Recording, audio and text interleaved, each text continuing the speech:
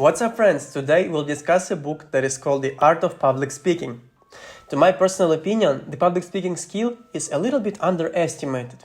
And by that, I mean that we don't pay too much attention to the skill before our first, second, or even third failure.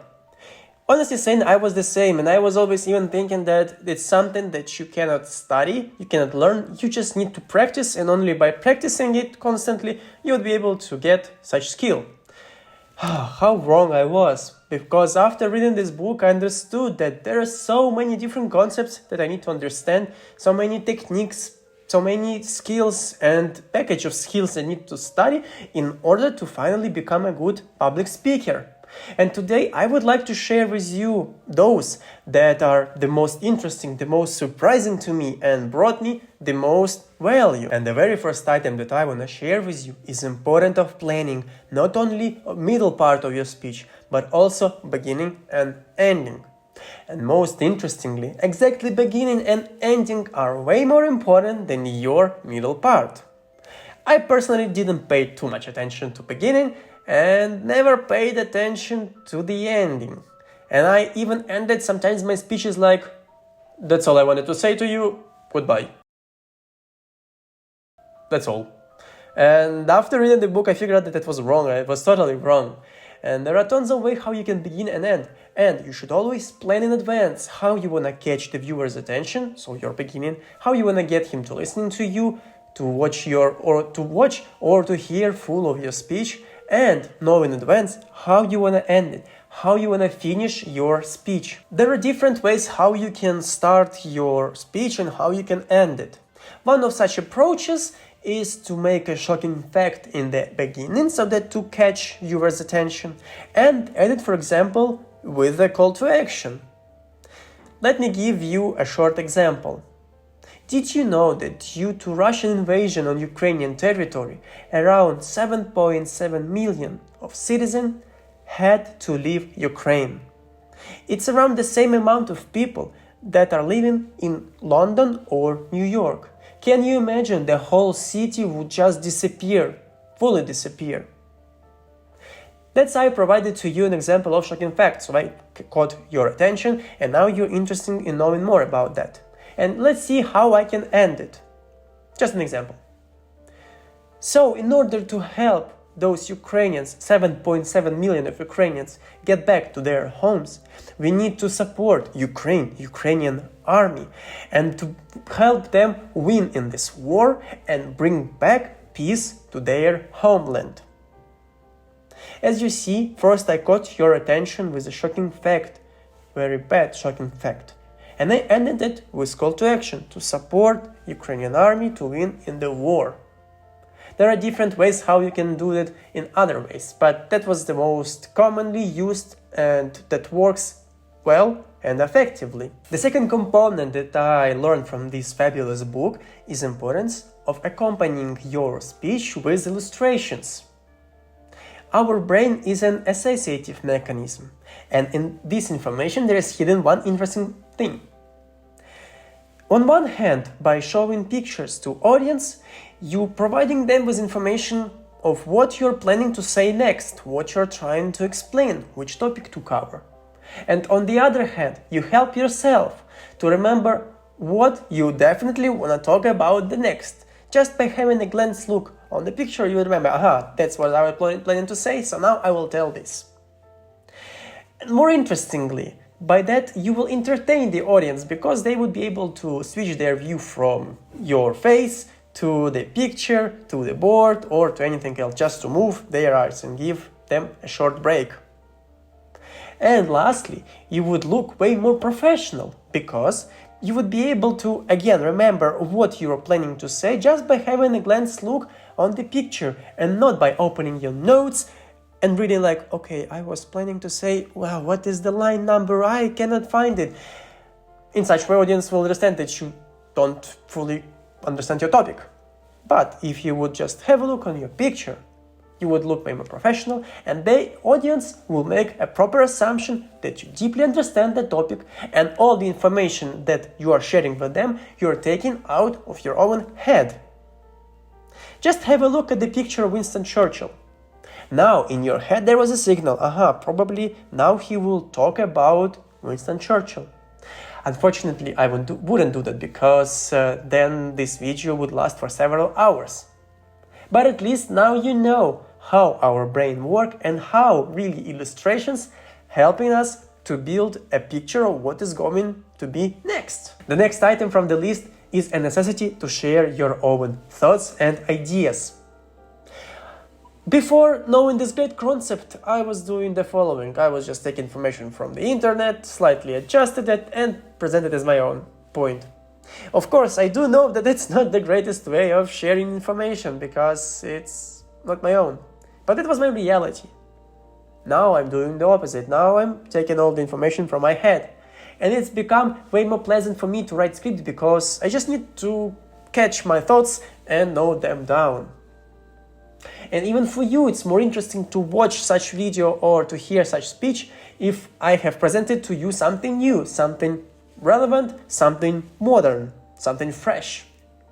Of course, all of this information is the result of reading some books, watching some movies, listening for some podcasts, reading some articles, studying some subjects, everything.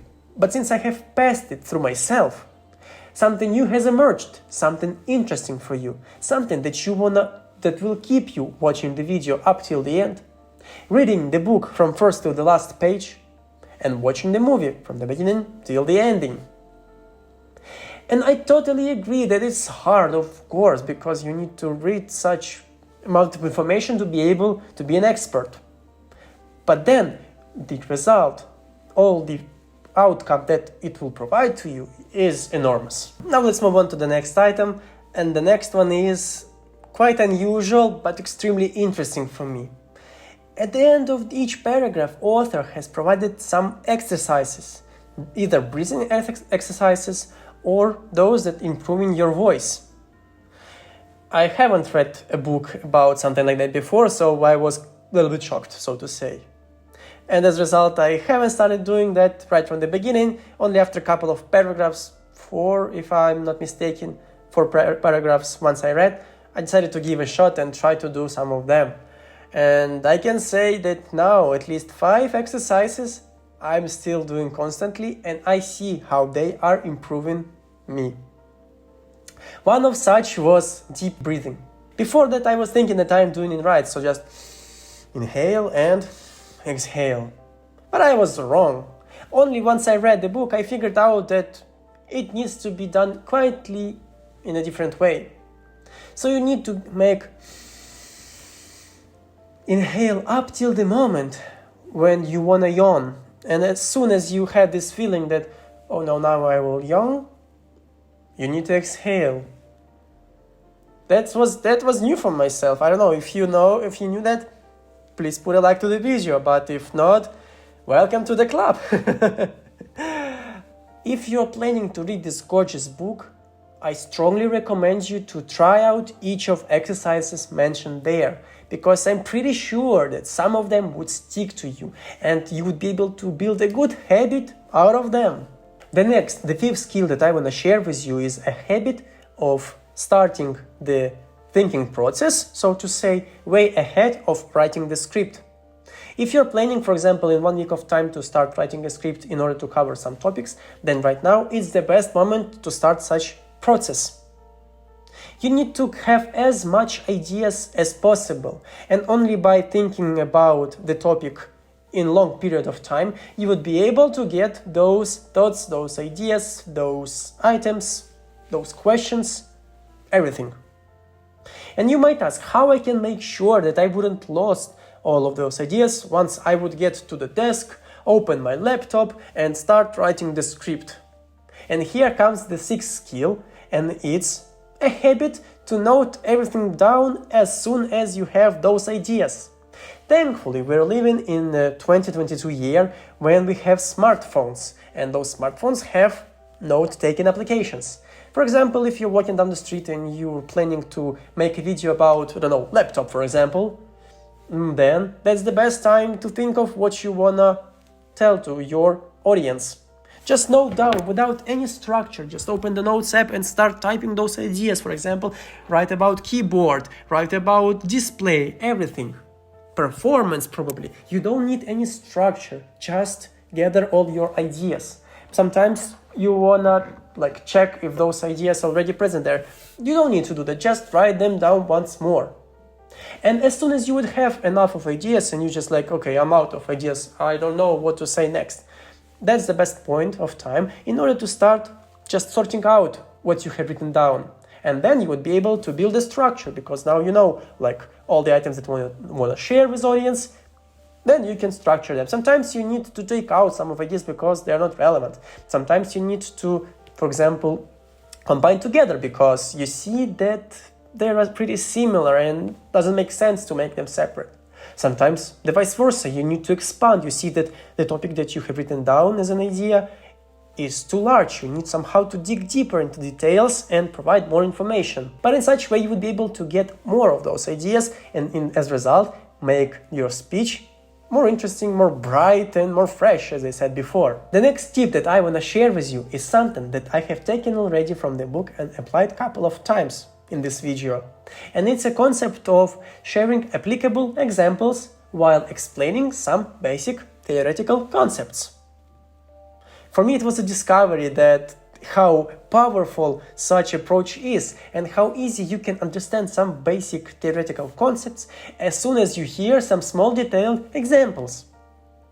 In the book there was one example of such, and I have slightly adjusted it, so here it is. Here are two statements. People that are working as bloggers for social media platforms earning a lot of money.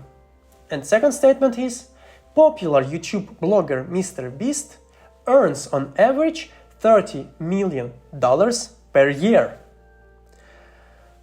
Write in comments which statement impresses you more and whether you do understand the basic concept of earning a lot of money while working on social media platforms once you've heard the first or second statement. Because for me, second of course is way more impressive and honestly saying a little bit shocking, because $30 million per year. Whew. But anyway, let's move on to the next item, and the eighth advice that I want to give to you is try to cover only one topic during one performance, presentation, speech. Why it's needed? Because if you would have more than one idea covered, people might get confused, might get lost, might lose the focus, might lose the context of the speech that you are giving to them. And if you would minimize number of your topics to one, then they would have a chance to understand the problem, understand the context, understand your opinion on this problem. Because otherwise they would need to remember all of those topics and all of your opinions to those topics, and it's definitely hard for them.